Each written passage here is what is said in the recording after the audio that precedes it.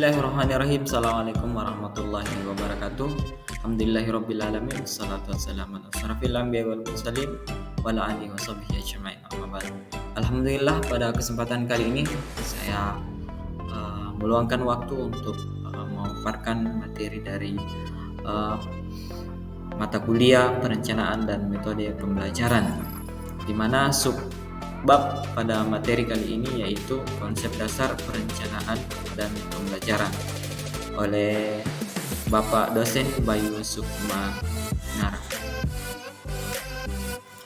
Baiklah, adapun pengantar pada materi kali ini, yang pertama adalah definisi sumber belajar.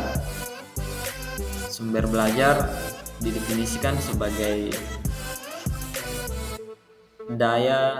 segala daya yang dapat dimanfaatkan untuk memberikan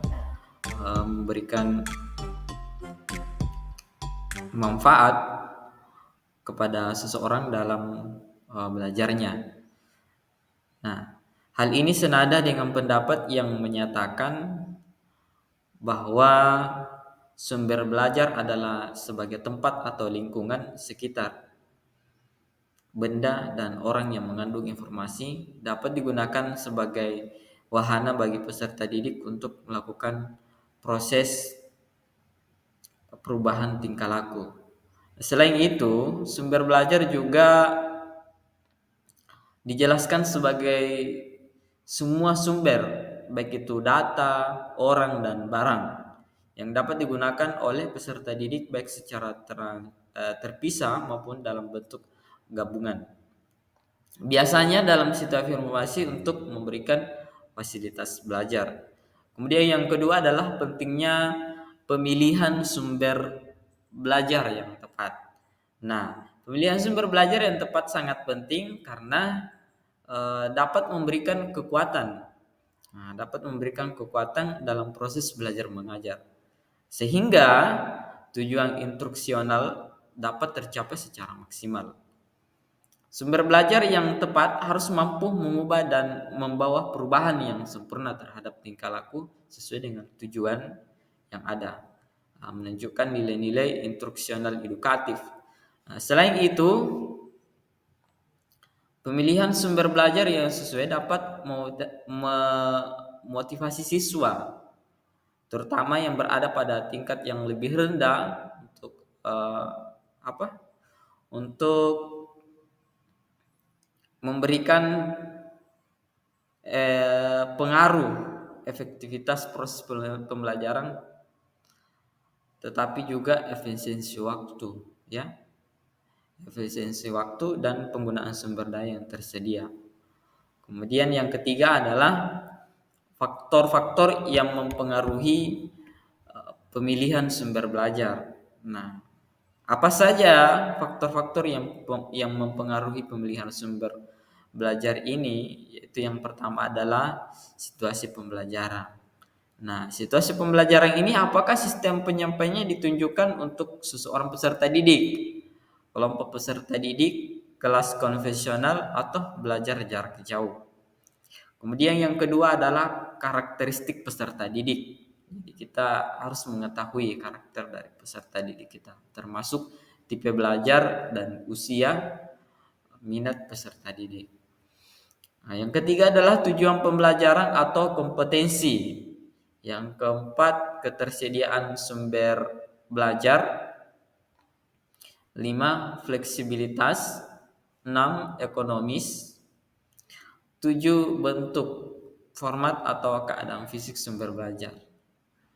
Faktor-faktor ini membantu dalam memilih sumber belajar yang paling efektif dan efisien untuk mencapai tujuan pembelajaran yang diinginkan. Nah, selanjutnya yaitu prinsip pengembangan sumber belajar. Prinsip pengembangan sumber belajar yang pertama adalah dasar pengembangan. Yang kedua, tujuan pengembangan. Ketiga, komponen pengembangan.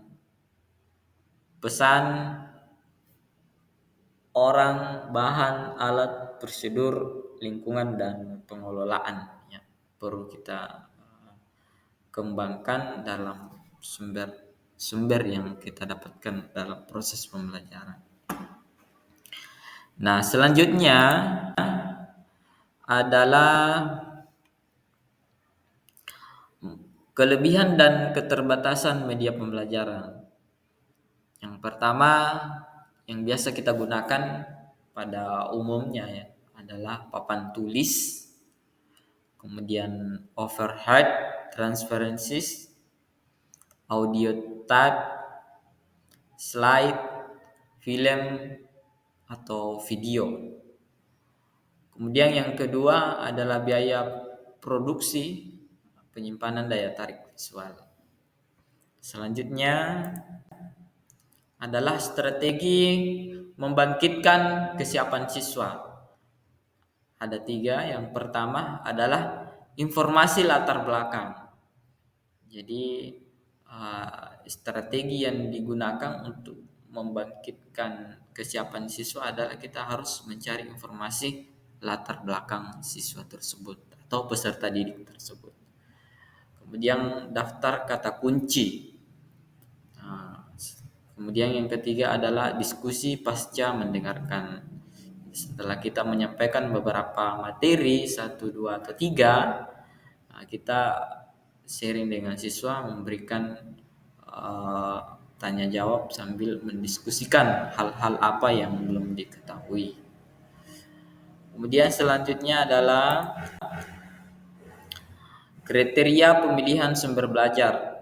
Jadi kriteria pemilihan sumber belajar ini ada 4. Yang pertama tujuan pembelajaran. Tujuan pembelajaran kita apa? Nah, itu yang harus kita ketahui. Yang pertama. Kemudian yang kedua adalah ekonomis, praktis, mudah didapat dan fleksibel. Tidak usah kita menggunakan kriteria pemilihan sumber belajar yang dihasilkan dari membayar untuk mendapatkan link pendidikan dalam materi-materi tersebut. Sisa kita kembangkan ya agar tidak mengeluarkan banyak biaya. Kemudian praktis dan mudahlah didapatkan materi-materi tersebut, sumber-sumber belajar tersebut ya. Seperti halnya dengan seperti halnya dengan sumber belajar yang dari internet, baik itu di Google, YouTube maupun di media sosial. Kemudian yang ketiga adalah Sujana dan Rifai tentang pemilihan berdasarkan tujuan. Selanjutnya adalah perencanaan pengajaran. Nah, perencanaan pengajaran ini ada 3 poin juga ya. Harus ketahui bersama bahwa yang pertama adalah menentukan hasil belajar dan karakteristik siswa. Menentukan hasil belajar dan karakteristik siswa ini adalah bentuk perencanaan pengajaran yang awalnya harus kita tentukan ya. Kita harus tentukan hasil belajar siswa tersebut. Kemudian adalah memilih kegiatan belajar, mengajar dan media. Ya. Guru-guru harus melakukan memilih kegiatan belajar, mengajar dan media yang akan digunakan setelah masuk di ruangan untuk mengajarkan mata pelajarannya. Kemudian yang ketiga adalah kriteria penilaian dan metode evaluasi. Kriteria penilaian dan metode evaluasi. Setelah kita memberikan tugas, memberikan materi, penjelasan dan lain-lain sebagainya, kita harus melakukan penilaian kemudian evaluasi apa-apa yang belum dipahami oleh peserta didik tersebut. Selanjutnya adalah media pembelajaran, fungsi dan manfaat. Yang pertama adalah motivasi minat siswa. Yang kedua adalah penyajian informasi dan instruksi. Yang ketiga, meningkatkan kualitas belajar siswa. Selanjutnya adalah analisis kompetensi dan pengembangan kurikulum. Nah, ini ada 2 poin. Yang pertama adalah proses analisis kompetensi.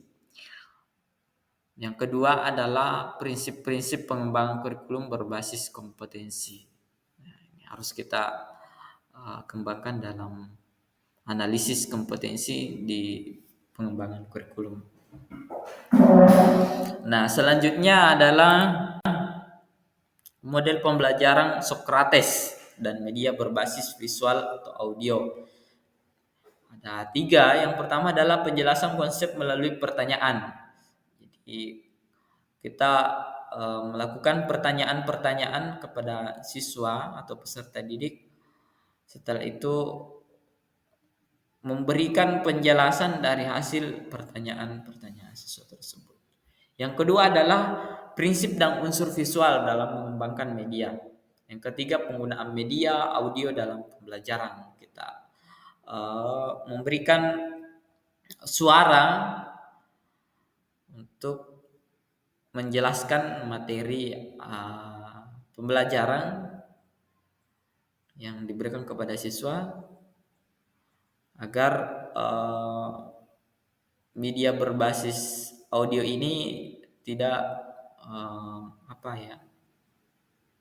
memberikan kebosanan terhadap siswa atau peserta didik. Nah, selanjutnya adalah manfaat dan ciri media pembelajaran. Manfaat dan ciri media pembelajaran ada 2. Yang pertama adalah memperjelas penyajian pesan, meningkatkan motivasi. Kemudian yang kedua adalah ciri fiksatif dan manipulatif media. Selanjutnya, klasifikasi dan pemilihan media pembelajaran berdasarkan jenis dan teknologi. Kemudian yang kedua adalah kriteria pemilihan motivasi, tujuan pembelajaran, dan kondisi siswa. Selanjutnya adalah kesimpulan. Yang pertama, pentingnya pemilihan sumber belajar dan media pembelajaran yang tepat. Jadi teman-teman sekalian, kenapa ini sangat penting dalam pemilihan sumber belajar dan media pembelajaran yang tepat? Kita harus ketahui bahwasanya sumber belajar yang kita ambil itu berasal dari mana. Kemudian jelas juga kebenarannya sesuai dengan materi-materi yang akan kita berikan kepada siswa. Kemudian media pembelajaran yang tepat. Media pembelajaran yang tepat ini adalah sesuai dengan kondisi sesuai dengan kondisi lingkungan tempat belajar kita, ya. Kemudian yang kedua adalah strategi pengembangan dan pemilihan berdasarkan tujuan pembelajaran. Strategi pengembangan dan pemilihan berdasarkan tujuan pembelajaran ini maksudnya adalah kita gunakan strategi yang mana sesuai dengan tujuan pembelajaran yang kita rancang dari awal.